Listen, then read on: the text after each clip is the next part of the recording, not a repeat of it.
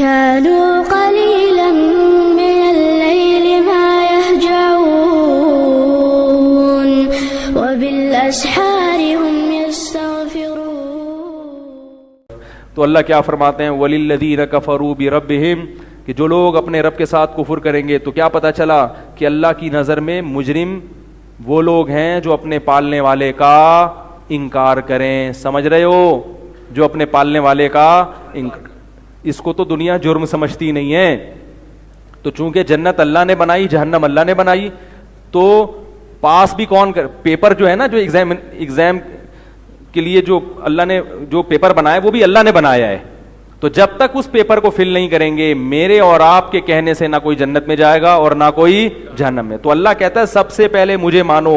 کافر چونکہ اللہ کو نہیں مانتا، اس لیے اللہ کے ہاں اس کا کوئی مقام نہیں ہے. اس کی جتنی نیکیاں ہیں، قرآن نے کہا والذین کفروا اعمالهم، جو کافر لوگ ہیں ان کے اعمال کی مثال کا سراب بقیعۃ یحسبہ الظمآن ماء، فرمایا جیسے کسی سراب میں تمہیں ریت پہ پانی نظر آتا ہے، تم لالچ میں وہاں تک پہنچتے ہو تو وہ پانی اور آگے چلا جاتا ہے، وہاں پانی نہیں ہوتا، کچھ بھی نہیں ہوتا.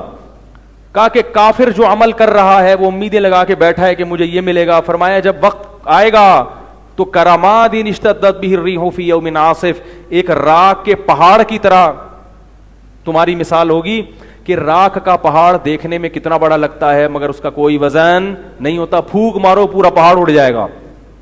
تو یہ دیکھنے کی حد تک ہے. ان کے عمل میں جان نہیں ہے کیونکہ یہ اللہ کے لیے نہیں ہے. کس کے لیے نہیں ہے؟ یہ اللہ کے لیے، جس نے کائنات کو بنایا اسی کو نہیں پوچھ رہے، جو تمہیں صبح شام نعمتیں دیتا ہے.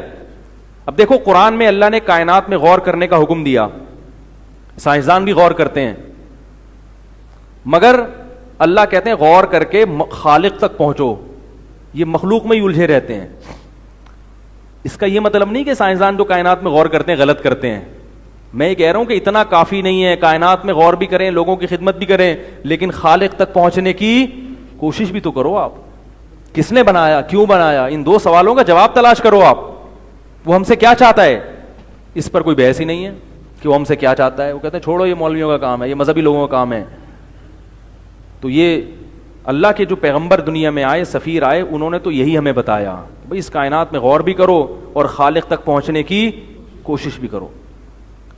میں ڈاکومنٹریز دیکھتا ہوں بسا اوقات یوٹیوب پہ نا، مختلف قسم کی سائنسدانوں کی جو ڈاکومنٹریز ہیں، بڑی عجیب عجیب ڈاکومنٹری ہیں. یعنی جانوروں کے بارے میں آپ تحقیق کرو گے آپ حیران ہو جاؤ گے.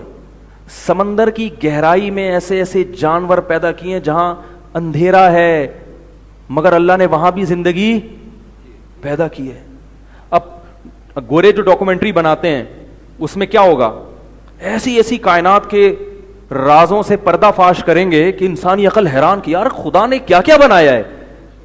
سورہ یاسین میں جو اللہ نے کہا نا وَهُوَ بِكُلِّ خَلْقٍ عَلِيمٌ، وہ ہر طرح سے پیدا کرنا جانتا ہے.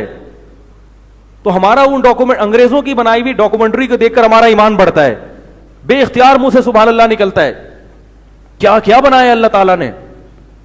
مگر گورے جب یہ ڈاکومنٹری بناتے ہیں تو اس پر کوئی بحث نہیں، ان کے منہ سے سبحان اللہ نہیں نکلتا ایک دفعہ بھی.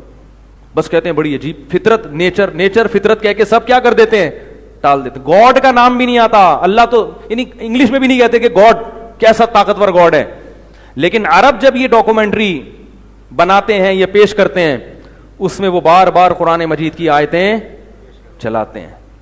وفی انفسکم، جب وہ انسان کی باڈی پہ ریسرچ پیش کریں گے آپ کے سامنے تو قرآن کی آیت لے کر آئیں گے وفی انفسکم، تمہاری اپنی جان میں، تمہارے اپنی باڈی میں بڑی بڑی نشانیاں ہیں اللہ کے وجود کی اور اللہ کو پہچاننے کی. افلا تعقلون، تم عقل سے کام کیوں نہیں لیتے. یہ جو جنگل ہے نا ڈاکومنٹری ہے، اللہ کی قسم یہ خود ایک بہت بڑا عجوبہ ہے. جنگل میں جو جانور اللہ نے پیدا کیے نا، خود سائنسدان کہتے ہیں کہ جنگل میں شیر درندہ نہ ہو تو انسان کے لیے خشکی میں زندگی مشکل ہو جائے گی. کوئی چیز اللہ نے بیکار پیدا نہیں کی ہے. یہ خود اس کی علامت ہے کہ یہ کائنات ایک نظام کے تحت چل رہی ہے، یہ اندھی نہیں چل رہی، کوئی چلانے والا ہے. بڑی سوچ سمجھ کے بنایا اس نے ایک چیز کو. 3 حصے اللہ نے پانی رکھ دیا، ایک حصہ خشکی. ایسا بھی تو ہو سکتا تھا 3 حصے خشکی ہو ایک حصہ پانی ہو. یہ اتفاق بھی تو ہو سکتا تھا، نہیں ہوا. اگر یہ ہوتا دیکھو ڈائناسور تھے نا کسی زمانے میں, ان کی نسل ختم ہو گئی. اس پر تو بحث ہوتا ہے نسل ختم ہو گئی, کیوں ہو گئی, اس پہ نہیں ہوتی. بھائی انسان کو دنیا میں آنا تھا, اس لیے ڈائناسور کو اللہ نے ختم کر دیا. ڈائناسور اگر ہوتے, ہم یہاں بیان سن رہے ہوتے بیٹھ کے, وہ کمبختوں کے منہ اتنے بڑے بڑے تو کھا جاتے, پوری دنیا کو کھا کے ختم کر چکے ہوتے اب تک. اللہ نے آنے سے, انسان کے آنے سے پہلے اللہ تعالیٰ یہ باقاعدہ انتظام ہو رہا ہے انسان کے. بھائی اب انسان آ رہا ہے جس کے لیے بنایا, تو چھوٹے چھوٹے رہ جائیں گے, بڑے بڑے